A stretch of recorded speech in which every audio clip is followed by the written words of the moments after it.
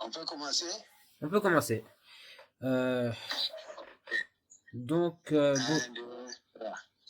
bonjour et bienvenue. Aujourd'hui, nous sommes en compagnie du chef du village de Guinquier, son Excellence Monsieur Mokhtar Diallo. Bonjour Monsieur le chef de village. Bonjour, mon fiston. Bonjour. Monsieur Diallo, je vais commencer par vous poser des questions sur l'histoire de Guinquier. Quelle est l'origine du village? Bien. L'origine du village est assez complexe. Cela se pose sur la base des récits. Comme vous savez, on n'avait pas encore la notion de l'écriture. Alors, donc, la grande partie de l'histoire, c'est à partir des légendes. Alors, ça s'est passé aux environs des années 1700, 1700. Le village de Genki-Bossorou, qui est au Niger, a été créé à la suite d'une migration des peuples de la région du Massina. Le Massina, c'est un lac qui se trouve actuellement au Mali. C'est l'ancien nom du Mali, c'était le Soudan occidental français. Et la ville d'origine des gens de Genchi, du fondateur de Genchi, s'appelle Here Lumana. Vous pouvez C'est répéter? une ville qui reporte Here Lumana. Ok. Et pour être précis, il préfère préciser Here Lumana Massina. Alors, à la suite d'une guerre intestine entre un héritier de la chefferie de Here Lumana et son oncle, ben, ça s'est mal passé et ils sont arrivés à la guerre civile entre les deux clans. Le clan de l'oncle l'a emporté sur le neveu qui s'appelle Boureima. Donc Boureima a dû quitter la ville. Il a quitté la ville avec évidemment ses partisans et notamment son oncle maternel qui s'appelle comment j'ai un peu oublié le nom, et son petit frère qui s'appelle Umaru, mais eux ils appellent plutôt Ouaru. Donc ils ont quitté Herelumana et la meilleure façon pour ne pas être poursuivi, c'est d'aller par le fleuve, par l'eau. Donc ils ont pris des pirogues et ils ont traversé le lac. Ce lac-là, c'est un très grand lac. Hein. Il est un peu grand comme le lac Léman que vous connaissez, qui est en Suisse. C'est un très grand lac central. Et ils ont remonté par le nord. Et ils sont arrivés aux environs de la ville de Gao. Gao, tout le monde connaît si vous regardez la carte. C'est vraiment la partie nord de l'actuel Mali. Et au niveau de cette partie nord du lac, le fleuve Niger débute, donc passe par Gao, et à partir de là, le fleuve contourne pour diriger vers l'est. Et ce groupe d'immigrants, ils se sont installés dans une île à l'est de Gao qu'on appelle Biti. Cette île-là, c'est une très grande île. Ils ont prospéré pendant quelques années et en cette période, il y a eu un événement qui est reconnu au niveau de l'histoire de l'Afrique de l'Ouest. C'était l'invasion marocaine. Parce que les tribus du sud du Maroc ont décidé d'étendre leur influence sur le sud et ils ont occupé le nord de l'empire Soraï de Gao. Et ces occupants-là, il y avait parmi eux des Touaregs, des tribus Touaregs. Et ces tribus Touaregs ont des drôles de conception. En ce sens qu'ils font de la razzia, ils passent tout leur temps à piller les animaux de ces peuples-là. Et aussi, sur le plan des mœurs, ils ne sont pas musulmans, ces tribus, alors que les peuples sont musulmans. Et quand il y a un mariage, généralement, le chef de tribu se donne le droit de coucher avec la jeune mariée. Donc, il s'est trouvé que le Bourema en question, ayant l'âge de se marier, avait annoncé cela à son oncle, et son oncle lui a donné sa fille. Donc, il a épousé une de ses cousines. Et pour ce mariage, ils l'ont annoncé au prince Touareg, qui a dit, ah, selon ma coutume, le droit de crissage, c'est moi qui passe la première nuit. Bourema n'est pas d'accord. Il a dit à son oncle. L'oncle lui a dit, non, il faut être souple. Ils sont plus nombreux que nous. Ils sont armés, ils ont des fusils, nous n'avons que des flèches et des arcs. Alors, laisse-moi, je vais négocier. Il est parti voir ce chef de tribu Touareg. Il a dit, bon, voilà, nous, vraiment, notre coutume n'admet pas ça. C'est une honte pour nous. Donnez-nous le temps de réfléchir. Et donnez-nous un mois. Et pendant le mois, qu'est-ce que l'oncle de Bourema a fait? Il a prévenu toute la population de l'île. Vous vous préparez, à telle date, nous quittons. Nous quittons les lieux. Donc, ils ont vendu tout ce qu'ils ont comme beurre, comme tout ce qu'ils ont de précieux. Et ils ont réquisitionné tout ce qu'il y a comme pirogue dans la zone de Biki, jusqu'à Gao. Et ils ont embarqué. Alors, avant de partir, qu'est-ce qu'ils ont fait? Ils ont dit au prince, bon, demain, on fera le mariage et les filles viendront vous donner leurs conditions. Donc, la jeune mariée, avec ses copines, six de ses copines sont venues leur dire, bon, voilà, on est d'accord pour ton principe, mais il faut dresser une tente dans un endroit isolé. Et en ce moment, tu viendras la nuit avec un seul garde-corps. Et en ce moment, tu feras tes besoins, tu vas partir parce que c'est une honte pour nous qu'on apprenne dans la ville que j'ai couché avec quelqu'un qui n'est pas mon mari. Il a accepté le principe. La nuit venue, il s'est présenté tout seul.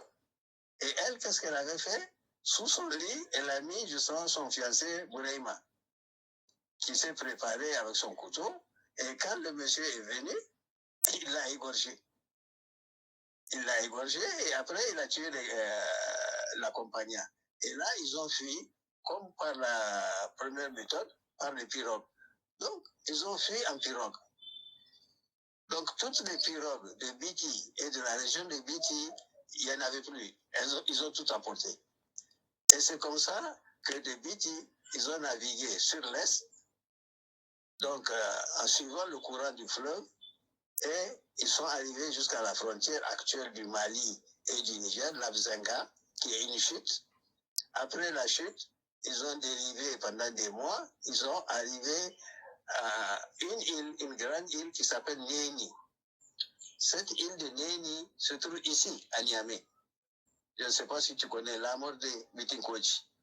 Non, je le connais village pas. de la mort, la rive droite du fleuve.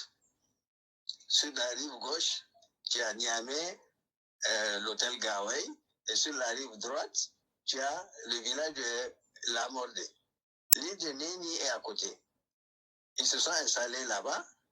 Là aussi, ils ont fait des années. Selon la légende, leur marabout leur a fait des talismans et on a mis ça dans 3 gourdes. La gourde de Boulaïma, la gourde de Waru et la gourde de Sala, qui est l'oncle maternel des deux. Et tous les jours, quand il se réveille, il regarde où se trouve la gourde. Quand la gourde reste accrochée, il reste. Si la gourde se détache, ben, vous suivez votre gourde. Et c'est comme ça que, après avoir fait quelques années à Néni, la gourde de Waru, non, la gourde de Boreima et la gourde de Sala ont décroché.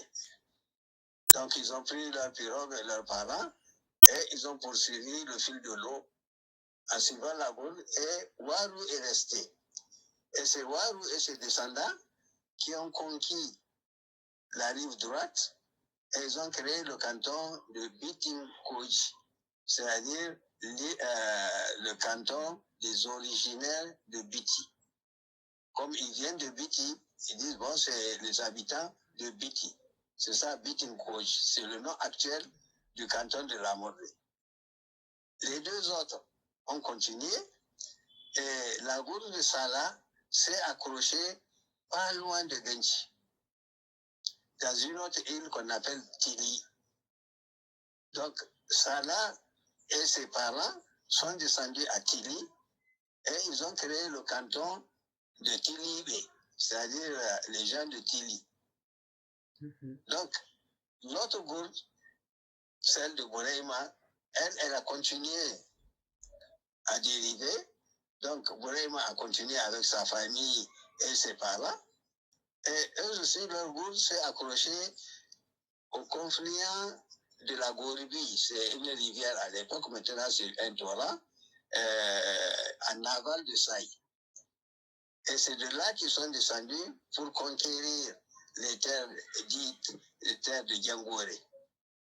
Et ils se sont installés sur cette partie. Donc ça fait 3 cantons Peul, le canton de Lamor de Bitinkoji, le canton de Tili, qu'ils ont appelé par la suite le canton de Yuri, et le canton de Djangore. Nous sommes descendants de ceux de Djangore de Boreima.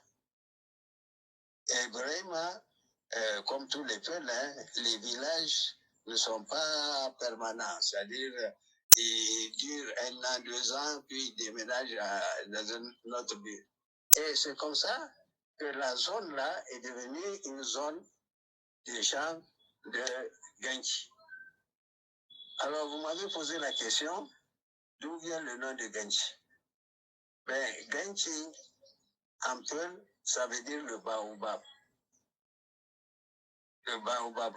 Genchi Basaru, c'est le baobab de Basaru. Okay. Et cet endroit a été choisi comment?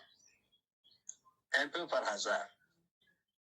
Vers les années 1898, c'est la période qui correspond à la période de l'invasion française en Afrique de l'Ouest ou du moins au Niger. La fameuse colonne voulait chanoine.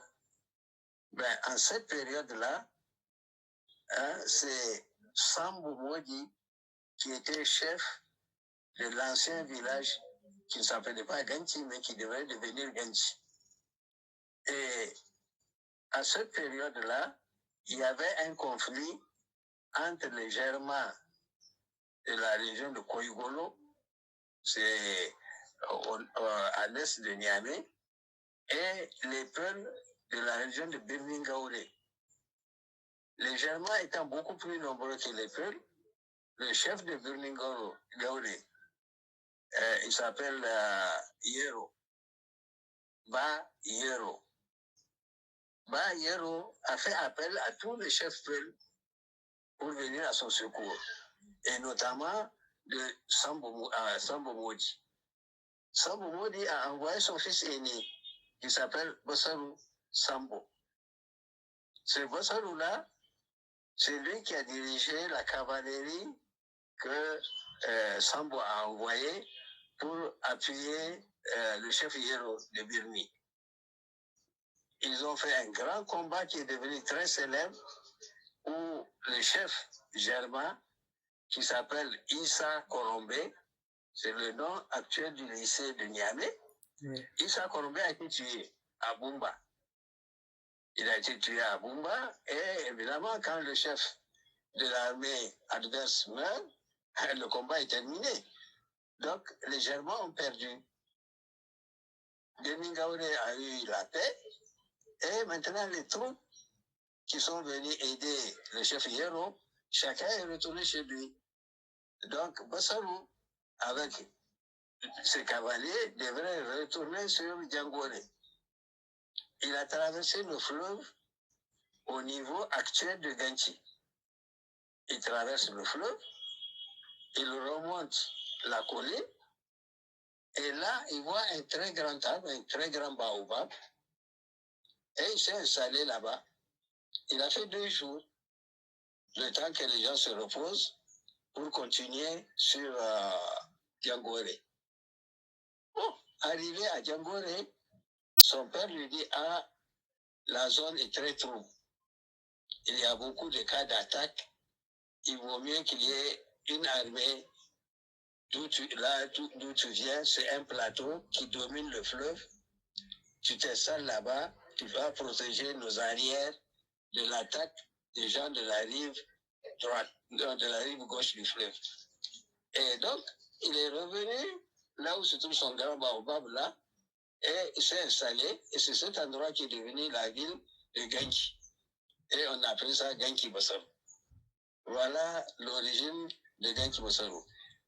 Ça a été créé à peu près, selon nos estimations, en 1760. Donc, et la fixation de Genki définitivement à ce lieu a eu lieu vers les années 1898-1900. Donc, le site actuel de Genki Bassarou, c'est en 1900 à peu près. Ok. Et quelle est la liste des différents dirigeants de Genki Bassarou? Différents chefs. Bon, voilà. Alors, du point de vue hiérarchique, toujours selon les récits des conteurs, le premier fondateur, si tu veux, de l'Empire, c'est Bouraïma. Bouraïma a eu un seul fils. Ce fils s'appelle Boubacar. Mais il est plus connu sous le nom de Alpha Boubou. Parce que, comme tout le monde à cette période, ils font l'école coranique, ils descendent le Coran, puis après eux-mêmes ont des talibés.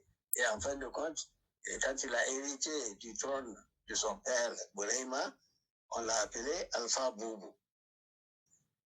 Et Alpha Boubou a eu comme fils un garçon qui s'appelle Bouraïma, comme son grand-père, mais il est plus connu sous le nom de Alpha Gouré. Pourquoi Alpha Gouré? Parce que très jeune, il s'est intéressé à la pratique de la guerre. Et c'est lui qui a en fait grandir le canton, et c'est lui qui a créé le village de Djangoré. Djangoré, c'est une déformation de Zongo. Prononcé en Peul, ça devient Djangoré. Goré, là, le Oré, chez les Peuls, ça veut dire ville. Et Alpha Gouré, il est reconnu pour avoir fait beaucoup de villes. Notamment, après Genki, il a créé Lontia. Après Lontia, il a créé le village de Carré. Après Carré, il a créé le village de Djangoré. Et après, il a créé le village de... Bon, on l'appelle... comment on appelle ce... Tamari, le village de Tamari. Il a créé beaucoup de villages. Et c'est un très grand guerrier. Donc, après Alpha Gouré, il a eu comme fils aîné Soumeila. Après Soumeila, vous avez Maudi Soumeila. Et Maudi a eu comme fils Sambo. Sambo, c'est lui qui a mis au monde Bassarou. Et Bassarou a mis au monde Belko, qui est son fils aîné, qui a été chef de Genki. Et ensuite, après la mort de Belko, c'est Ousmane Bassarou, qui est ton grand-père, qui est devenu chef. Et après Ousmane Bassarou, quand il a été nommé chef de canton de Tamou en 1987, c'est son fils, Diallo Omar, qui est devenu chef de village. Et après Diallo Omar, c'est Diallo Yassine. Mais comment après, comment Ousmane Bassarou a été nommé chef de Tamou? Ben là aussi, il y a une petite histoire. le canton, comme je vous l'avais dit, c'était le canton de Diangoré. Et en 1900, avec l'occupation française, hein, donc en 1932, il y a eu un événement regrettable pour la chefferie de Diangoré. Parce que vers les années 30, l'administration coloniale française avait comme méthode, parce que l'esclavage, tu l'as étudié à l'école, a été supprimé en 1848. Donc, on ne peut plus faire des esclaves et faire travailler des gens gratuitement. Mais les Français qui sont forts dans l'art juridique ont transformé cet état de fait de la suppression de l'esclavage en créant une loi qu'on appelle la loi pour les travaux forcés. Cette loi permet à l'administrateur colonial français de réquisitionner tout bras valide pour faire les travaux qu'il veut. Par exemple, faire une route. Par exemple, construire un dispensaire. Par exemple, construire un centre administratif. Normalement, en démocratie, quand tu recrutes quelqu'un pour te faire le travail, tu le payes à la fin du mois. Ou tu le payes chaque jour. Mais avec cette loi-là, on dit tu es réquisitionné pour les travaux forcés. C'est tout.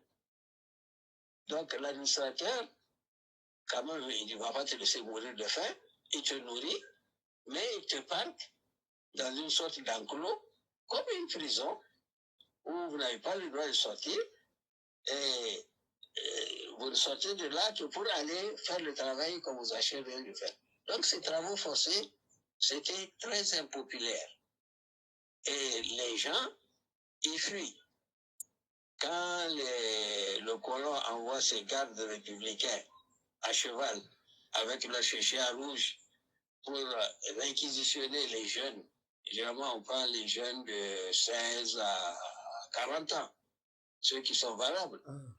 Dès qu'ils viennent dans un village pour réquisitionner les gens ils fuient, ils vont se cacher dans la forêt. Alors, et à cette époque, en 1932, il y avait un pont qu'il fallait faire, une route qu'il faut faire entre Saï, qui est un chef-lieu, si tu veux, quand tu quittes Gao au Mali, hein, le plus grand centre qui vient, c'est Saï, qui a été créé en 1800. Le Saï, c'est Zender, le plus grand centre. Donc, Saï, qui est devenu ce centre à l'ouest, il faut faire une route pour joindre Saï à la première base française qui se trouve au Bénin actuel, à Nati Tengu. Donc la jonction entre Saï et Nati Tengu, ça fait à peu près 350 km. La route existe toujours? Il faut faire cette route. Hein, cette route n'existe pas. Okay. Donc dans la savane, puisque nous, ce n'est pas une zone de forêt, mais c'est une zone de savane, hein, il faut faire la route. Et on réquisitionne les gens pour faire la route. Maintenant, arrivé à la Gourbi, la Gourbi est large, il faut faire un pont. Et à l'époque, en 1932, il n'y a pas de ciment. Le ciment n'existe pas en Afrique. Alors, qu'est-ce qu'on fait?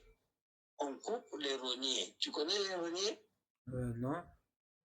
Hein, c'est une sorte de palmier qui est très haut, mais très droit aussi. Ça a un gros tronc, un tronc unique. Et un rognier peut faire 35 jusqu'à 40 mètres de long. Donc, il faut couper les rogniers dans une forêt qu'on appelle la forêt de Bumba. Cette forêt de Bumba est à peu près à 60-70 km à l'est de Saï, c'est-à-dire en aval du fleuve. Ils vont amener les jeunes gens recrutés là-bas pendant des mois pour couper les rogniers. Ces rogniers, on les met dans le fleuve pour pourrir la partie centrale du rognier. Parce que la partie extérieure est solide et ne pourrit pas. Et ça a l'avantage que les termites n'attaquent pas le rognier. Et ça ne pourrit pas dans l'eau. C'est un peu comme la ville de Venise. Ils utilisent un bois qui peut rester éternellement dans l'eau, ça ne pourrit pas. Bon, donc les pieds des ponts, les ponts qu'il faut faire, on coupe les rogniers à Bumba, on les met dans le fleuve pendant 15 jours, 20 jours, 30 jours. La partie centrale pourrie, on évite cette partie-là, et maintenant la partie solide, on attache sous forme de radeau pour remonter le fleuve de Bumba jusqu'à Saï. Et de Saï, on sort les rogniers du fleuve, et chaque rognier, il faut 10 à 20 personnes pour transporter jusqu'à la rivière de la Gouroubi. Et là-bas, on les décharge et on fait des piquets de pont. Ben, cette action-là est vraiment pénible. Beaucoup de gens meurent parce qu'on les cravache, et ils n'ont pas le droit de s'arrêter un jour et une nuit, ils marchent. Alors, donc cette opération, ben, le chef de l'époque qui s'appelait BCD a dit non, c'est pas possible, on ne peut pas continuer à être considérés comme des esclaves. Et il a dit à ces gens en Peul, toute personne qui peut fuir, fuit, ne restez pas. Mais les gens ont fui. Mais malheureusement, comme ils ne sont pas très intelligents, quand ils ont fui, ils reviennent au village. Ah, le garde-cercle, il revient, il trouve les gens. Alors, il est parti trouver l'administrateur. Il a dit à l'administrateur, tu sais, le chef de village ici, il est là. Il n'est pas sérieux. C'est lui qui entrave les travaux. Il refuse que les gens de son village soient réquisitionnés. Ah, le blanc quitte Saï sur son cheval, il va jusqu'à Djangoré. Il lui fait un avertissement. Il l'écoute et il ne dit rien. Manque de peau. La même année, il y a eu une invasion des criquets pèlerins. Les criquets, vous connaissez les criquets? Oui. Bon, donc il y a eu une invasion des criquets pèlerins à peu près à cette période-là, au mois de septembre, novembre. La saison des pluies est à la fin et les criquets ont attaqué et les criquets, ça bouffe le mine. Donc, l'administrateur colonial fait un message à Dakar, enfin à Bamako d'abord, et Bamako fait le message à Dakar pour dire ah, il y a invasion acridienne au Niger. Pour toute réponse, le gouverneur général de Dakar répond qu'on va faire tout, mais bloquer l'avancée des criquets, quitte à ce que le Soudan, c'est-à-dire le Mali actuel, et le Burkina, qui s'appelait à l'époque Haute-Volta, ravitaillent le Niger. Mais comment arrêter les criquets pèlerins? Donc l'administrateur, il a convoqué tous les chefs de canton, depuis Tira jusqu'à Saï. Ils sont venus, ils se sont réunis, voilà ce que veut le blanc. Ah, bon, par principe, quand un étranger descend chez son hôte, on fait honneur à l'autre pour diriger les débats. Donc c'est BCD qui est le chef de canton qui a accueilli les autres chefs de canton à Saï. C'est lui qui a dirigé les débats. L'administrateur était à la fenêtre et il observe. Il ne sait pas ce qu'ils disent puisqu'il ne comprend pas le peuple, il ne comprend pas le soleil. Donc ils ont discuté pendant toute une matinée. Et en conclusion, ils ont dit à Bichidi, bon, il faut dire à ton blanc là que les criquets pèlerins, que eux, en tout cas chefs, ils ne sont pas des sorciers pour voler parce que le criquet, il vole.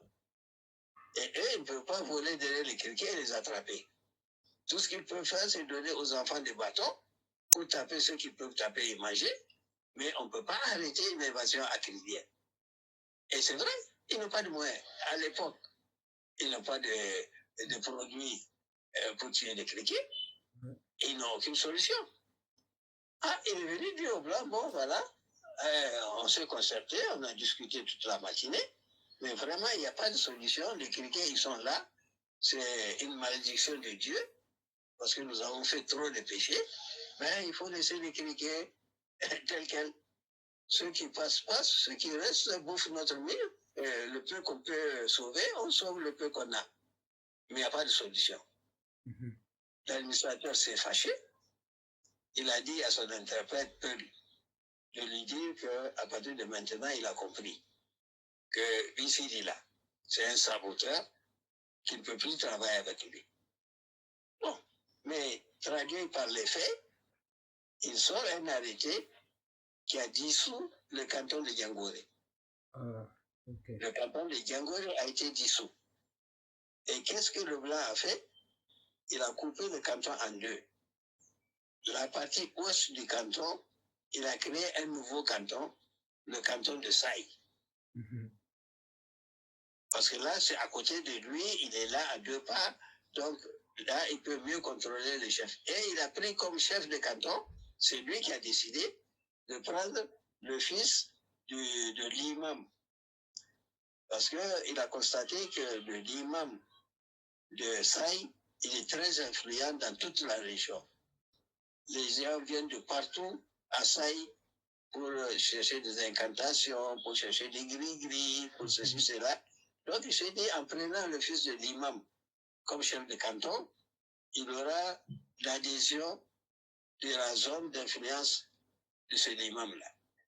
Maintenant, la partie est de Diangoré, y compris le village de Diangoré, il a créé le canton de Tamou. Pourquoi Tamou? Parce que Tamou, c'est un petit village qui se trouve sur la rivière Diamangou.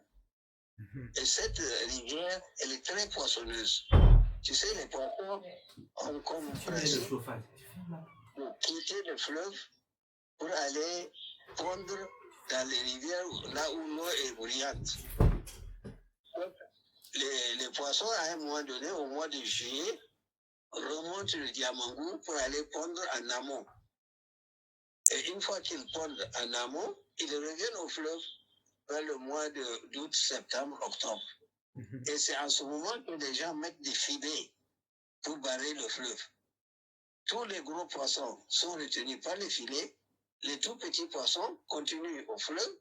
C'est eux qui vont devenir adultes l'année suivante pour aller pondre. Donc, Tamou est devenu un centre commercial qui fait du poisson de fleuve qu'on fume et qu'on exporte sur la haute voltage, le Burkina actuel, et sur la Côte d'Ivoire. Moi, je sais, jusqu'à 1958, jusqu'à 1960, Tamou exporte les poissons sur la Côte d'Ivoire. Donc, c'est un centre commercial très important. Et l'administrateur, lui, il voit l'impôt qui rentre. Donc, Tamou est un centre névralgique. Il en a fait un canton. Et le canton de Diangoré est supprimé. Alors, que devient le village de Genchi? Le village de Genchi a deux pas de Saï. Ben, ils ont incorporé Genchi dans Saï. Et à l'époque, Genchi était chef de secteur. C'est-à-dire, c'est Genchi qui commande les 35 villages autour de Saï, puisque à l'époque, Saï était un village de Genchi. Mais maintenant, le canton de Diangoré est supprimé, l'importance de Genchi a été cassée, on l'a rattaché à Saï, est devenue dépendante de Saï. Voilà que Saï est devenu chef-lieu de canton en 1932, et depuis 1932, nous, on a perdu la chefferie de Diangoré. Mais l'article 2 de ce même arrêté qui supprime le canton dit ceci. Cependant, les ayants droit du canton de Diangoré, du petit canton de Tchela, du petit canton de Wéressoudou peuvent prétendre au nouveau canton de Tamou. Okay. Et au niveau de Tamou, tu sais qui c'est qu'on a mis comme chef de canton? Le berger de Bissidi. Son propre berger a été nommé chef de canton. Ça veut dire que Bissidi, heureusement qu'il ne comprend pas le français. Pour lui, Moli, qui est son berger, est toujours son berger. Mais Moli est très intelligent. Quand on lui a expliqué, il dit vous avez un problème. Laissez-moi gérer à ma façon. Donc, qu'est-ce que Moli fait? Quand on convoque le chef de canton à Saï, Moli prend son cheval, il vient trouver BCD à Djangoré, il le salue, il lui amène des cadeaux comme d'habitude. Il dit, bon, le blanc m'a convoqué à Saï. Je vais aller écouter. Ce qu'il me dira, je vais te le dire et tu décideras. Donc, pour BCD, pour lui, il n'a pas compris. Il est toujours chef de canton. Parce que même pour l'impôt, comme il n'aime pas voir le blanc, c'est Moli, à Moli qui donne les instructions. Parce qu'à l'époque, il n'y a pas de franc CFA. Le franc français ne vient jamais en Afrique. Donc, on paye en nature. Donc, pour l'impôt, on dit, bon, tel chef de canton, son canton est riche, il faut qu'il amène tant de bœufs. Le bœuf, ça peut. Ah oui, là, c'est une monnaie pampante. On peut les vendre pour acheter du mil, du sorgho, du maïs, ou on peut l'abattre pour manger la viande. Donc, c'est un bœuf, mouton, chèvre, poulet. Voilà les unités. Donc, quand on dit à un chef de canton, tu dois amener 20 bœufs, 10 moutons, 5 chèvres, ben, tu exécutes. Et lui, il dit à Moli, qui est son berger, bon, ce que tu vas faire, prends dans mon troupeau ce qu'ils veulent, tu le leur donnes, et tu récupères sur les chefs des villages ce que tu as prélevé sur mon troupeau. Alors, vas-y comprendre, ça fait l'affaire de Moli. Quand on dit, par exemple, le 25 bœufs, lui, il va amener 28 ou 30. Parce que il sait qu'au niveau des villages, lui, il va prendre 35. Pour restituer les 30 qu'il a pris, hein, les 5 là, c'est à lui. Ça lui fait un petit troupeau à côté. Bon. Mais quand il amène les 30, c'est que il demande à l'administrateur, ou du moins à l'interprète, combien vous avez dit? Le gars, il dit 25. Il dit, bon, voilà vos 25. Maintenant, le surplus là, toi, interprète, tu as un bœuf. Celui qui a la chicha rouge, le gamme, il a un bœuf. Celui qui est à côté du blanc, qui a la tenue blanche là, lui aussi, il a un bœuf. Et le blanc, il a 2. Ça fait 5.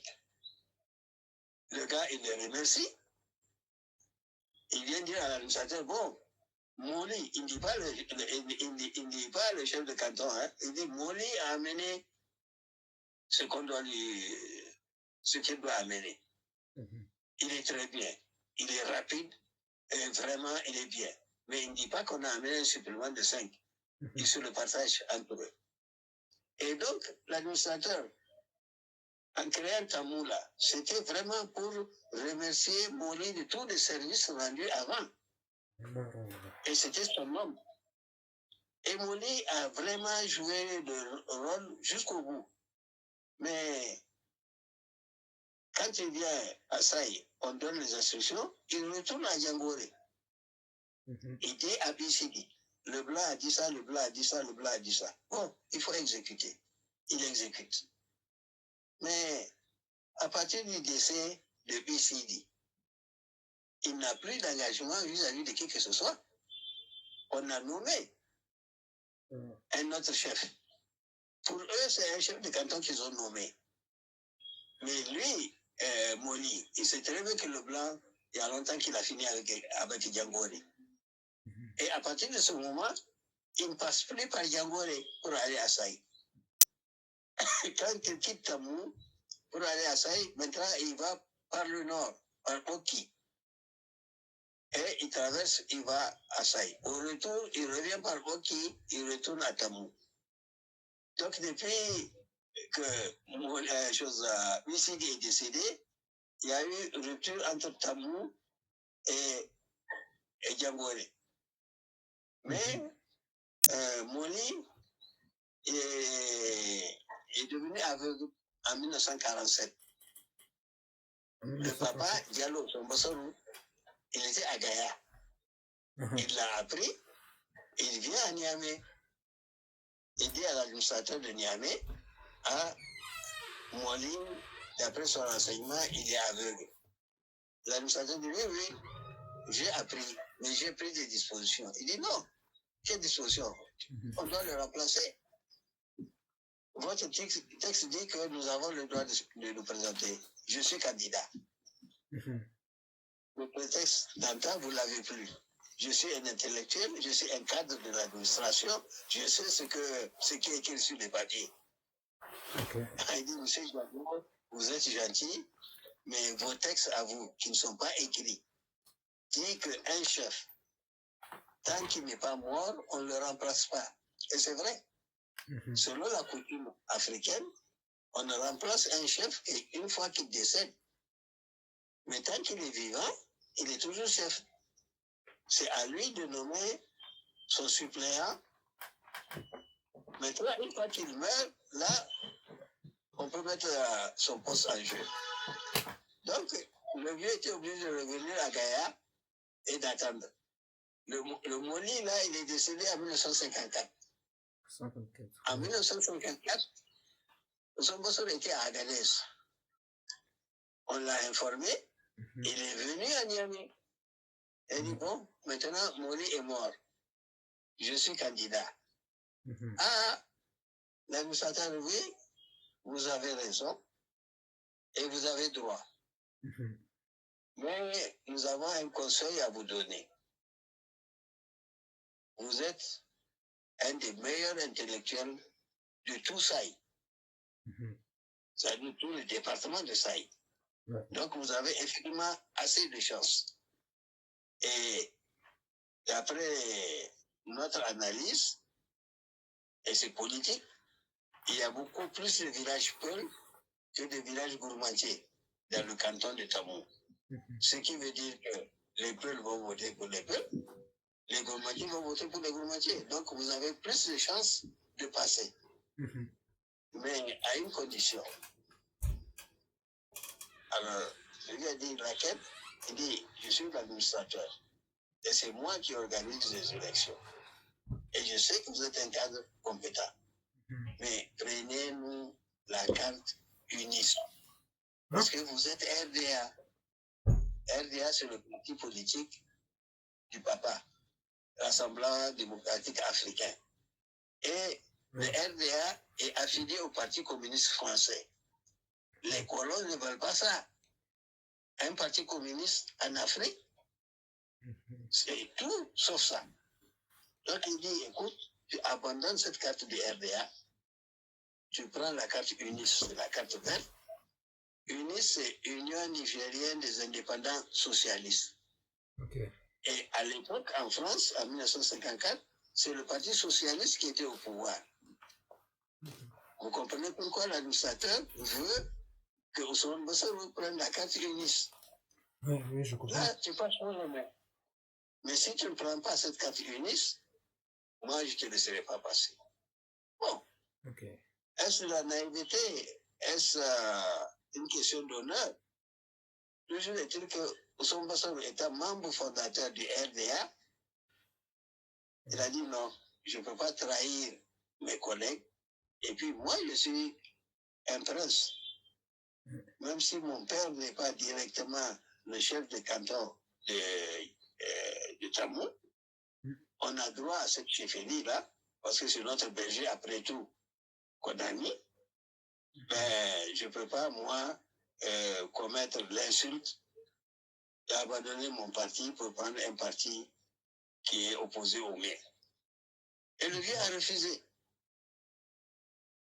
Moi, on me l'a raconté, puisque Omar, lui, il était quand même assez grand en 54. Mais tous les amis du vieux qui sont membres du bureau politique du RDA, notamment Boubou Hamma, notamment Diori Hamani, notamment Djambala Yansabou Meiga, tous sont venus trouver le vieux pour dire, écoute, Intel, laisse tomber. Toi, tu sais ce que tu as dans ton cœur. Nous, on te connaît. C'est notre intérêt RDA que tu sois le chef de canton de Tamou. Donc, accepte, prends leur carte. Mais ça ne veut pas dire que tu es UNIS. Nous, politiquement, c'est ça qui nous arrange. Ok. Le vieux me regarde, il dit, ah, vous êtes en train de parler comme un happé. C'est Tu quoi? sais ce que ça veut dire happé? Non, je sais pas. Happé, ça veut dire un paysan. Moi, je suis fils de chef. Je n'ai pas le même raisonnement que vous. C'est-à-dire être félon, faire quelque chose qui est contraire à ma volonté, non, je ne le ferai pas. Et il a refusé. Mais l'administrateur colonial, il s'appelle Sparlargas. Il s'appelle comment? Il a Sparlargas. C'est un Alsacien. Alsacien. Il dit, Monsieur Diallo, vraiment, vous êtes intelligent. Vous êtes un des meilleurs cadres de l'administration nigérienne, enfin de l'administration française au Niger. Parce que vous êtes parmi les 3 premiers comptables de l'État. Et parce que vous êtes excellent, c'est vous qu'on amène pour redresser des situations. On l'a fait à Filengue, on l'a fait à Gouré, on l'a fait à Gaïa. Maintenant, tu es à Agadez pour redresser une situation. De grâce, laisse ce chiffon de papier blanc, prends-nous le papier vert et tu es ta chefferie. Mais le vieux a refusé. Il l'a amené auprès du gouverneur. Le gouverneur s'appelle Tobi, c'est le surnom d'ailleurs de Moustapha Tontonton. Tobi. Moustapha Bello. Son surnom c'est Tobi. Mais Tobi, le gouverneur Tobi, a reçu le vieux. Et Tobi a une femme peule. Donc il le reçoit en parlant peule. Il dit, Ousmane, il dit, moi je suis comme toi, ma femme est peule. Père, de grâce, prends-nous notre carte là, laisse tomber cette carte blanche, hein, et tu es ta chefferie. Nous avons fait notre sondage. Tu es gagnant à 19 voix contre 7. On le sait. Mais nous, on représente la France. Et pour les intérêts supérieurs de la France, on est obligé d'exécuter les choses telles que ça doit être. C'est-à-dire qu'il faut que tu sois unisse. Et lui a dit, ah, je vais réfléchir. Quand tu as 24 heures pour réfléchir. Quand il est sorti, les mêmes Djambala et autres, ils disent, Allah, prends-nous cette carte, prends-nous notre chefferie, hein? Le reste là, on va régler après. Mais le lendemain, quand il est revenu, il a dit à Tobi, non, je suis RDA ou rien. Il dit, bon, alors tu n'es rien. Je te donne 24 heures pour quitter Niamey et regagner ton poste à Agadez. Si tu ne quittes pas dans les 24 heures, je te mets en prison. Et le blanc, quand il dit quelque chose, hein, il le fait. Mais ça, c'est antidémocratique. Ah oui, oh, la démocratie, hein. C'est Macron qui pense à la démocratie. Ça n'a jamais existé, même en France. Alors, donc, quand ils sont sortis, Djambala dit, hey, wallahi, je les connais. Et notamment Tobi. Il est méchant. Maintenant, nous, notre souci, ce n'est même plus chercher la chefferie, c'est te sauver. Ils sont partis chercher partout. Parce qu'à l'époque, les véhicules qui font Niamey, Dosso, etc., c'est rare. Peut-être un véhicule par semaine. Donc, ils ont tapé à toutes les portes. Ils n'ont pas trouvé de véhicules qui vont sur Dosso. L'essentiel, c'est de quitter Niamey. Alors, ils sont partis voir un de leurs collègues et amis, Moussa Gouro. Moussa Gouro, c'est un ancien militaire, un ancien combattant, qui était mécanicien dans l'armée. Mais mécanicien dans l'armée, il a fini par acheter des vieux rafios de la Seconde Guerre mondiale, là. Et donc, il a pu redresser activement 2 véhicules qui marchent tant bien que mal. Ils sont partis loin et disent, hey, Moussa Gouro, on a besoin d'un de tes véhicules. Donc, Allah, il faut nous amener hors de Niamey, en tout cas au plus tard, demain soir à 7 heures-ci. Qu'est-ce qu'il y a? Il dit, ah, c'est le blanc qui ne veut pas le voir. Ah, il dit, bon, écoute, puisque c'est ça, trouvez-moi de l'essence, le reste, je m'en occupe. Ah, ils ont cotisé, ils ont amené l'essence, ils lui ont mis l'essence, et c'est comme ça que le vieux a été amené à Birningaure, à 100 km de Niamey. Ils l'ont déposé là-bas. Comme le chef de Birningaure, c'est un de ses neveux, il a dit au chef de jeu, bon, je suis extradé là, de Niamey, persona non grata, je dois retourner à Agadez. Il dit non, ce n'est pas un problème. Et demain, il y a un véhicule qui vient de Niamey, le véhicule de Intel, je le connais bien. Ils ont intercepté le véhicule l'a amené à Dosso, et ce véhicule devrait continuer au Dahomey, c'est-à-dire à Gaïa. Donc il a déposé à Dosso, auprès du chef de province de Dosso, Germokoy, que le vieux connaît très bien. Germokoy dit, ah non, mais il n'y a pas de problème. Moi, je me charge de t'amener jusqu'à Maradi. Il a arrêté un véhicule qui vient justement du Dahomey, qui partait sur Maradi. Le vieux est parti comme ça jusqu'à Maradi. À Maradi, c'est le chef de province de Maradi qui a réquisitionné un véhicule qui l'a amené à Zender. Et à Zender, là, notre maman, Nana Eife, elle est de Gouré, mais le plus grand commerçant de Zender, Alhaj Mokhtar, qui a donné mon nom d'ailleurs, hein, lui, il a tellement de véhicules. Dès qu'il est venu, Alhaj Mokhtar dit, j'ai entendu ce que tu as fait à Niamey. Toi, tu es terrible. Hein? Vous, les peuples là, vous n'êtes pas pratiques. Nous, les Arabes, on saute sur l'occasion. Hein? Tu quittes Agadez pour chercher quelque chose. On te le dit, le voilà. Mais prends. Il dit non, non, non. Un prince ne peut pas se conduire comme vous le dites là. Et c'est Alhaj Mokhtar qui a mis son véhicule à sa disposition pour l'amener à Agadez. Et donc, en 1954, le vieux a perdu la chefferie. Et qui c'est qu'on a mis? Le fils de Moli, c'est-à-dire le fils de leur berger, Boumboury. Ce Boumboury-là a régné de 1954 jusqu'à 1987. Or, en 1987, c'est la période où Kounché était président de la République. Alors, à la mort de Boumboury, les chefs de canton sont nommés par arrêté du ministre de l'Intérieur. Moi, j'étais directeur général de l'ORTM. Je savais que le vieux est candidat malgré son âge. Omar a tout fait pour qu'il ne soit pas candidat. Il dit non, non, non, c'est une question de principe. Si je ne suis pas candidat, vous là, je vous connais, vous n'aimez pas la chefferie. Vous allez négliger, une deuxième fois, ça va nous échapper. Je suis candidat.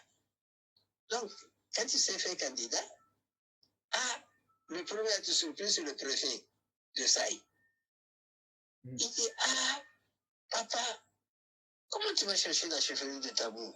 Donc il lui a expliqué. Il dit, vraiment, je ne savais pas. Avant, puisque c'est comme ça, je vais aller expliquer au ministre de l'Intérieur. Il prend la demande, il va trouver le ministre de l'Intérieur. Alors, le ministre de l'Intérieur, c'est l'ami d'un de mes amis. Et c'est Moussa, c'est moi qui l'ai recruté à l'ORTN. Et le ministre de l'Intérieur, comment il s'appelle bien? Comment il s'appelle ce ministre de l'Intérieur là? Bon, c'est un gars de terrain. Donc, quand le préfet lui a expliqué, il prend le téléphone, il me téléphone. Il me dit, grand frère, mais votre papa là, mais c'est un prince, on ne savait pas. Nous, on sait qu'il est chef de village de Genchi.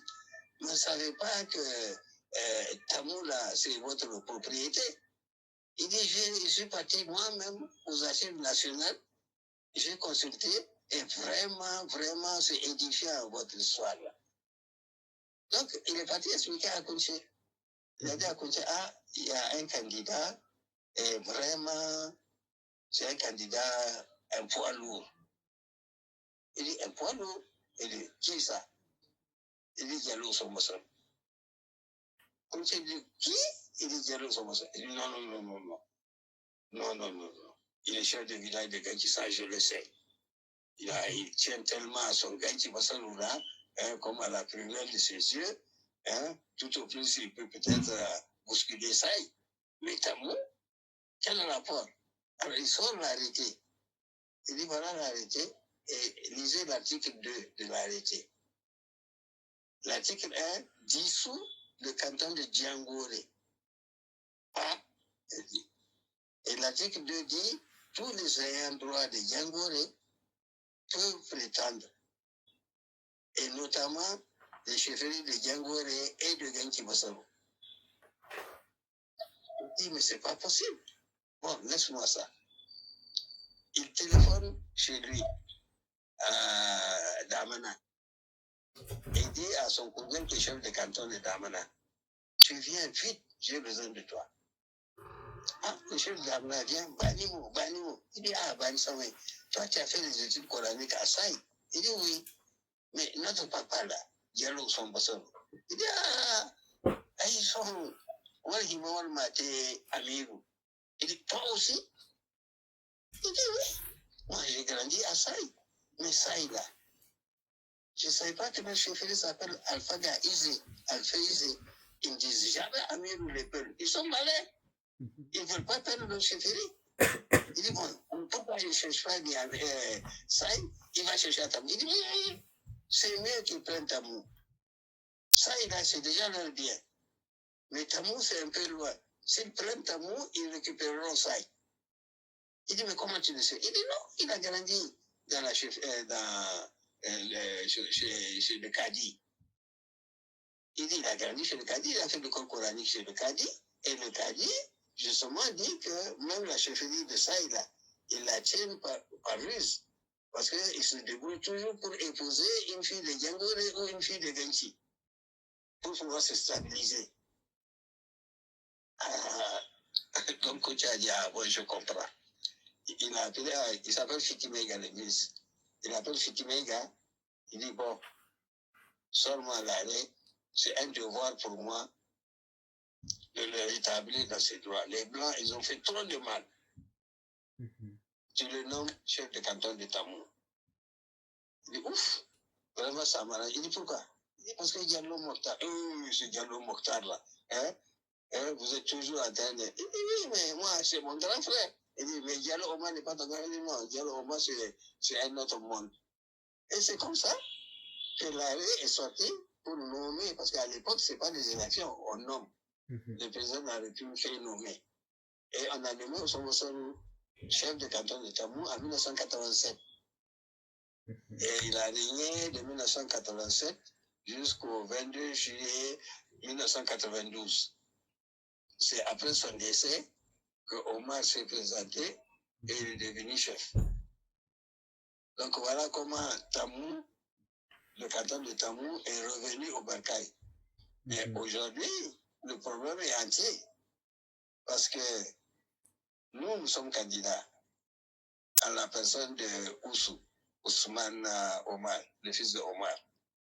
Mais la famille de Tchela a le droit de se présenter. On ne sait pas s'ils sont candidats ou pas. La famille de Ouénesoudou, ils ont le droit de se présenter. La famille de qui? Est-ce qu'ils sont candidats ou pas candidats? On ne sait pas.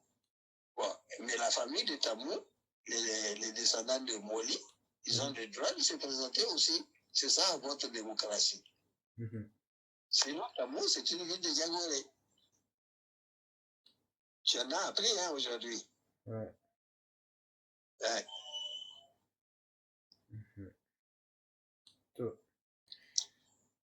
Donc là, c'était l'histoire de Genki et des environs. Ouais. Ouais.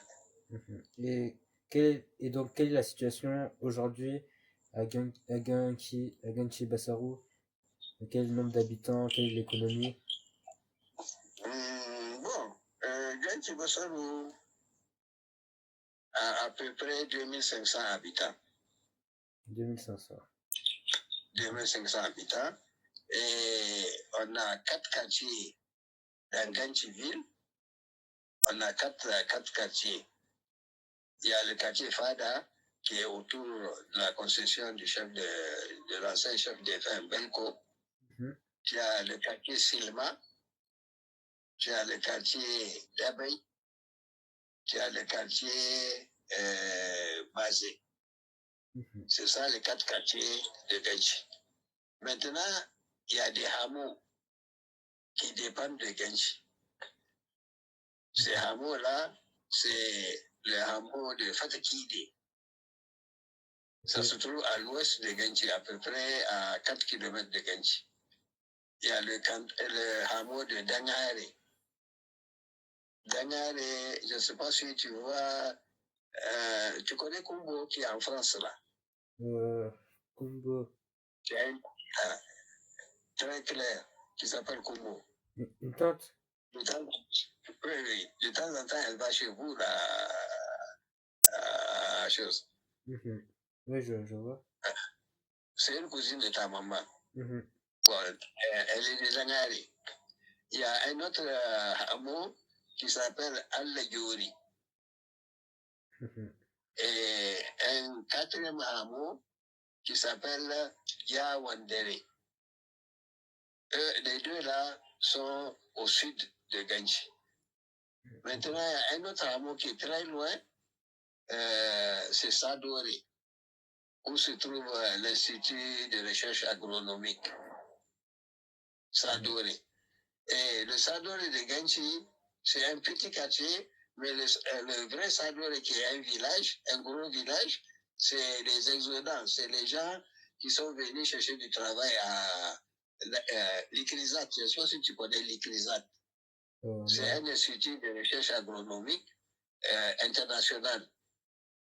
C'est le troisième en Afrique. Il y a un à Nairobi, il y a un à Luanda, en Angola, et le troisième au Niger, à Sadori. Et l'espace de cet institut-là a été donné par justement notre papa, Ousmane Bassarou, à l'État. Parce que l'État cherchait un endroit pour pouvoir installer cet institut international. Bon, au départ, le vieux ne savait pas qu'ils ont besoin de beaucoup. Il dit non, il n'y a pas de problème. Le ministre de l'Agriculture de l'époque, Alain Lalage, c'est un de mes promotionnaires d'Agadez. Le vieux dit non, il n'y a pas de problème. Vous venez, vous envoyez quelqu'un, on va leur montrer l'endroit. Tu sais combien ils ont pris? Combien? Un carré de 5 km de côté. 5 km sur 5 km. Mais pourquoi cette demande autant d'espace? Et il a donné ça gratuitement. Imagine-toi 5 km sur 5 km. Mais pourquoi autant d'espace? C'est vrai. Hein? Pourquoi autant d'espace? Bon, l'institut, c'est un institut agronomique. Ils font des recherches sur l'agriculture tropicale, sur le mil, le niébé, le wanzou, le fognon, le riz, les dattiers, les manguiers, tout ce qu'il y a comme production agricole. Ils ont des spécialistes. C'est des spécialistes indiens, sri-lankais, chinois. Il y a du tout. Hein. Malheureusement, c'est à l'image du pays, c'est en train de péricliter là, par manque de financement. Alors, donc, ces 6 quartiers-là dépendent de Ganchi. Maintenant, l'espace territorial de Ganchi, je vous avais dit que c'était un secteur du temps du canton de Yangone. Bon, maintenant, c'est réduit à un espace un peu plus petit. Il y a 4 autres villages qui sont sur nos terres. Mais bon, on ne peut rien dire, quoi. Mais notre chance, c'est que les terres nous appartiennent. Donc, les gens qui cultivent savent que ce n'est pas leur terre. Donc, il y a Bouléré, qui se trouve au nord de Ganchi, sur le fleuve Niger. Il y a Garbagungu, qui se trouve au nord-ouest de Ganchi. Il y a Tilibazé et Tilikolo, qui sont eux aussi au nord-ouest. Ensuite, vous avez Tokay, qui se trouve carrément à l'ouest. Et puis, il y a Deloué, qui est sur le goudron. Donc, ces 5 villages-là, c'est des villages qui sont, comme Ganchi, ils ont un chef de village nommé par décision. Mais les champs qu'ils cultivent, leur village est sur les terres de Ganchi. Donc, sur le plan de la culture, ils dépendent de nous. Mais sur le plan administratif, ils dépendent du chef de canton de Saï. Oui. Voilà un peu le territoire de Ganchi Bassaro. Et quels sont les lieux de culte et lieux d'éducation? Bon, les lieux de culte. Bon, sur le plan religieux, nous sommes musulmans. Ça, au moins, à 99%, on est musulman. Mais il y a des fétichistes. Voilà qui était fort l'euphorie. Il y en a, mais il y en a très peu. Parce qu'aujourd'hui, avec le poids de l'islam, les gens ne font plus du follet-folie. Mais je sais qu'à Bouléré, il y a un zima. C'est quoi? Mais c'est très rare. C'est très rare qu'il puisse officier parce que d'abord, il a peur de la population et lui-même est musulman. Donc, tu comprends que ça a tendance à disparaître. Même dans Niamey, les gens ne font plus la pratique du zima. C'est quoi le zima? Hein? C'est quoi le zima? Il n'y a pas de zima. Zima, c'est le chef de culte, le chef fétichiste. C'est lui qui fait les fétiches et tout ça là. On appelle Zima. Zima, ça veut dire chef machin. Bon, maintenant, du point de vue culture occidentale, nous avons à peu près 5 ou 6 écoles. 5 ou 6 écoles. On compte évidemment. Hein? Il y a l'école de Ganchi. Dans Ganchi, il y a 2 écoles primaires. Il y a un CEG. Et on est en train de lutter pour avoir un lycée. Pour l'instant, on n'en a pas. Mais on est en position favorable parce que les 2 ministres qui se sont succédés, tous sont venus rendre visite à Ganchi. Parce que la chance que nous avons, c'est que l'école de Ganchi a été entièrement construite, ou presque entièrement construite par Ousmane Bassarou. Mais du point de vue résultat, de toute la région de Tillabéri, d'abord au niveau départemental de Saï, on est en tête de liste. Un nombre d'élèves admis en classe de 6e. Un nombre d'élèves admis au BEPC. Et si on suit ceux qui ont fait le BEPC qui vont au lycée, au niveau de Saï, ben les meilleurs résultats, c'est les enfants de Ganchi. Et ça, c'est la même chose au niveau régional. Quand on compte les 24 départements de la région de Tillabéri, nous sommes en tête. Et c'est pour ça que le ministre de l'Éducation nationale passé, quand il a vu le résultat, il a demandé à ce qu'on nous construise 6 classes à l'école primaire. Parce que vous savez, compte tenu de la démographie, il y a trop d'élèves. Actuellement, les enfants sont à peu près à 60 élèves par classe. Vous, en France, c'est une dizaine, une quinzaine. Non, bon, une vingtaine. Ouais, une trentaine. Non, une vingtaine. Bon, nous, c'est 60 à 80 par classe. Qu'est-ce qu'on peut contrôler? Pas grand-chose. Donc, ils nous ont construit 6 classes nouvelles l'année dernière.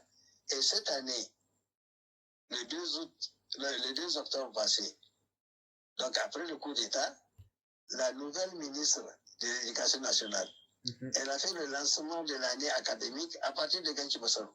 Moi, par curiosité, je lui ai posé la question. Je lui ai dit, mais madame la ministre, pourquoi vous choisissez Ganchi Bassarou pour lancer l'année académique de l'ensemble du Niger? Elle me regarde, elle sourit. Elle dit, monsieur Diallo, on m'a dit que vous êtes un ancien ministre, non? J'ai dit oui. Il dit, bon, vous êtes ancien ministre. Il dit oui. Il dit, mais moi, les dossiers que j'ai regardés, ma réaction, c'était de dire, je vais lancer l'année académique dans la meilleure école du Niger. Mais si c'est Blima, j'allais partir à Bilois. Mais on m'a dit, là, c'est à 2 pas, à Ganchi-Bassarou. Hein? Il dit, il paraît que c'est 50 km, ça fait 52 km. Il dit, mais alors, vous avez le meilleur résultat scolaire pendant les 20 dernières années. Alors, ça vaut le coup de le faire. Et en tout cas, nous, ça nous fait honneur. Mais ce qui nous ferait plaisir, c'est d'avoir notre lycée. Il dit, oui, oui, oui. Elle a appris qu'il y a un dossier, mais il faut aller le dépoussiérer. Vous savez, le Niger, hein, un dossier, quand on le pose, souvent on l'oublie. Donc, allez-y retrouver ce dossier-là et le dépoussiérer. On va voir ce qu'on pourra faire. Mhm. C'est-à-dire que notre école, vraiment, elle a la baraka avec elle. Mhm.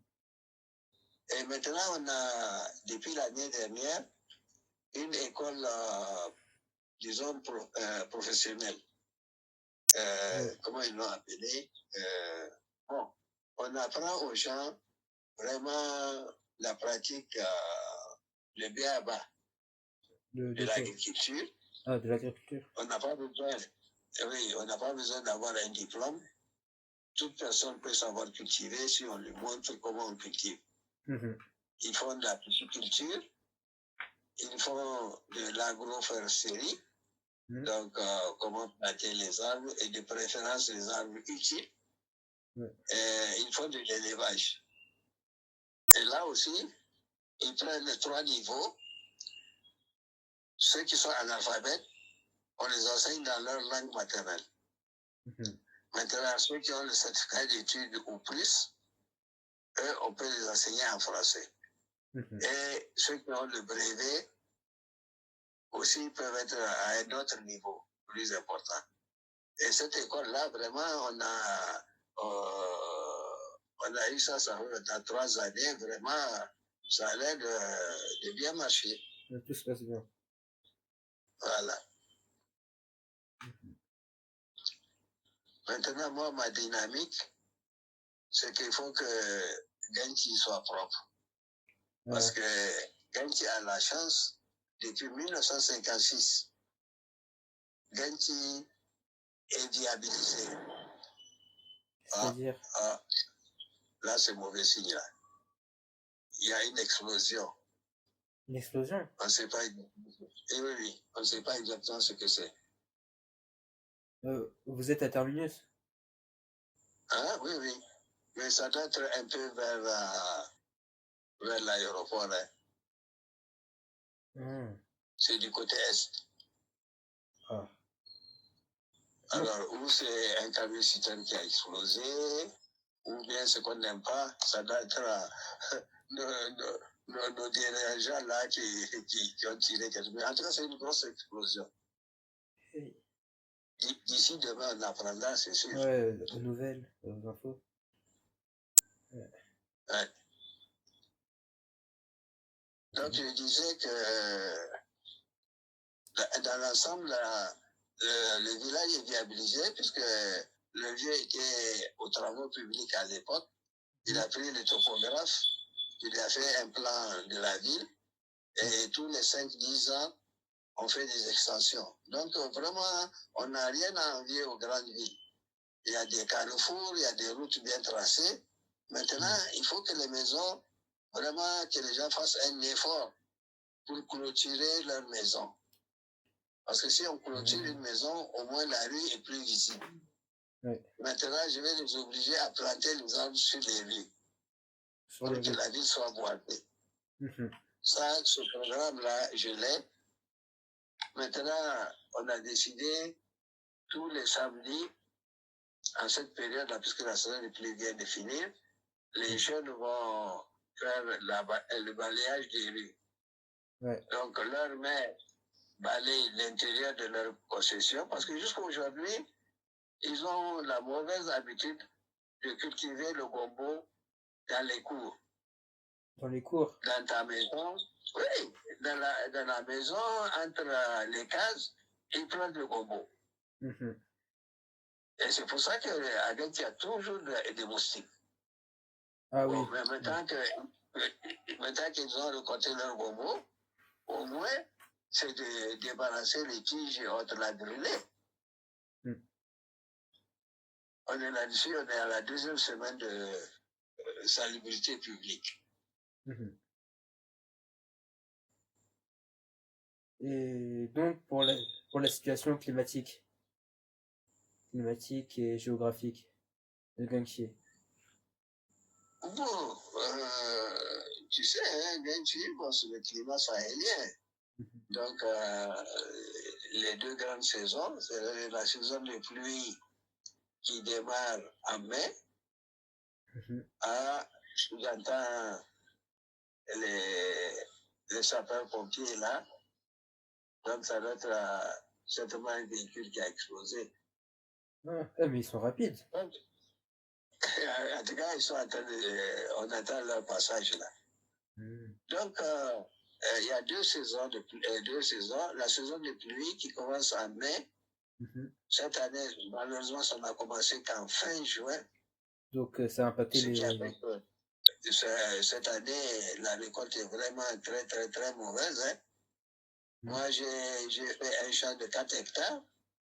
Au lieu d'avoir 120 bottes, je n'ai eu que 10 bottes. De 120 à 10 alors... Hein? Au lieu de 120. Hey. Et ton tonton Ibrahim, lui aussi, il a cultivé dans un champ de 3 hectares. Il a eu plus que moi, il a eu 30 bottes. Donc, le climat, vraiment, bon, ces 10 dernières années-là, c'est vraiment un coup de poker, quoi. Ça marche, ça ne marche pas. Donc, et la saison de pluie, normalement, c'est de mai à octobre. Or, actuellement, c'est pratiquement juillet, août, mi-septembre, 2 mois et demi. Et ça s'est arrêté. Bon, dans le reste du pays, il y a des endroits qui sont comme nous, en sécheresse, il y a des endroits qui ont plus ou moins réussi. Et ça, bon, c'est... La deuxième saison, c'est la saison sèche qui commence maintenant, septembre, mi-septembre, et ça va jusqu'à fin avril. Elle est beaucoup plus longue. Alors, il y a une partie qui est fraîche, c'est novembre, décembre, janvier. Et une partie qui est vraiment chaude, c'est février, mars, avril, mai. Ça, c'est vraiment très chaud. Ok. Et quelles sont les ethnies qui sont présentes aujourd'hui à Guinguy-Bassarou et quelles sont les proportions? Bon, les ethnies, disons, honnêtement, l'ethnie dominante, c'est des Peuls. C'est les Germains. Hein? Parce que beaucoup de Germains ont traversé le fleuve, parce que la zone de Gandji est relativement plus humide et plus fertile. Bon, donc l'ethnie dominante, c'est les Germains. Et d'ailleurs, le Peul semble disparaître en tant que langue. Beaucoup d'enfants de Peul ne parlent plus Peul. C'est mon cas. C'est le cas de ta maman. Oui. Tu vois, parce que le milieu est tel que la langue Peul est en train vraiment de perdre. Il n'y a que du côté est, c'est-à-dire après ça, même ça, par exemple, ne parle que germain. Mais par contre, Boki, Djangore, Weresudu, tout ça, ils parlent encore Peul. Mais à Genchi, la langue dominante, c'est le germain. Après vient le Peul. Et un tout petit peu de Hausa, pas beaucoup. Il y a quelques Hausa, le plus souvent c'est le boucher du coin, c'est le petit commerçant du coin, mais ils sont très peu. Donc c'est surtout des Hausa et Peul, non, Germain et Peul. Par exemple, le village de Deloué est totalement Germain. Ils viennent de Tilaberi. Ils se sont installés depuis 1911. Maintenant, c'est un gros village, il est presque aussi gros que Ganchi. Tokay.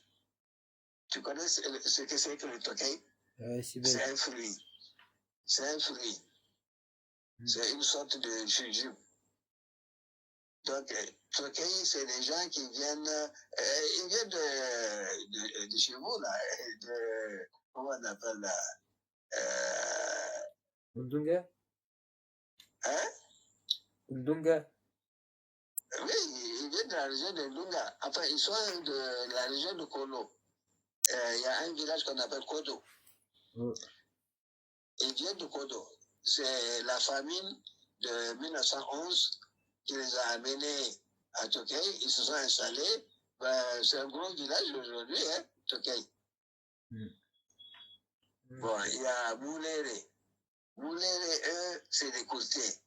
Les côtés, ce sont ceux qui ont le plus sur la joue. Un peu comme ta mamie, comment elle s'appelle, Oumou. Ah oui, oui. Elle n'a pas de trou. Ouais. Elle est côté. Et même Ama Amadou. Il y a les scarifications Oui. aussi. Amadou aussi est côté. Ouais. Ils ont un plus sur la joue. Mhm. Donc, Garba Gungu, eux, ils viennent de Aïrou. Je ne sais pas si tu connais, c'est presque à la frontière vers le Mali. C'est des pêcheurs. D'origine, ils sont pêcheurs. Mhm. Ensuite, il y a les Tilikolo, eux, ils sont germains. Mais Tilibazé et Peul. Mais ils ont perdu la langue Peul. Il n'y a que les vieux de plus de 40 ans qui parlent encore Peul. Mhm. Mais les moins de 40 ans parlent germain. Ouais. C'est la langue dominante dans la région. Oui. C'est le germain qui est la langue dominante. Mhm. D'abord, ils le font par complexe. Parce qu'avant, quand tu parles le Peul, on dit oh, c'est un sauvage. C'est un broussard. Bon, mais en parlant germain, tu roules la mécanique, ça veut dire que tu es resté à Saï, donc tu es en contact avec l'administration coloniale. voilà ce qui a fait le déséquilibre ethnique. Mhm. Sinon, globalement, Haïti est un pays, enfin, est une ville agricole. On fait du mil, on fait du sorgho, on fait surtout du riz. Tout le long du fleuve, là, c'est du riz qu'on fait. Mhm. Bon, c'est aussi beaucoup d'élevage, mais actuellement, il y a des problèmes. Vraiment, il y a moins de fourrage. De forage. Donc, les peuples n'ont pas fourrage d'aliments pour le bétail. Ouais. Parce que avec la population qui a augmenté, les champs ont augmenté. Donc, il y a moins de brousse. Et quand il n'y a pas de brousse, il n'y a pas d'herbe. Ouais. Les gens ont tendance, pendant la saison de pluie, à aller beaucoup plus vers le sud, vers Tamou. Mais maintenant, c'est pire. Ils vont dans le parc du Boulevé et parfois même, ils vont au Bénin, au Togo. Or, s'ils vont au Bénin, au Togo, ils ne reviennent plus. Parce que là-bas, toute l'année, l'herbe est verte. Ouais. Et un animal qui mange bien, mais bas chaque année. Alors que s'ils sont chez nous, là, une vache met 2 ans, 3 ans pour mettre bas. Mhm. Ouais. Bon. Voilà, grosso modo, Genji. Merci. Voilà. Merci pour votre témoignage. J'ai pris note. Alors, après, tu vas peut-être écouter et peut-être mieux comprendre ce qui se passe. Mhm. Ouais. Voilà. Et bye bye. Bye bye. À la prochaine. À la prochaine.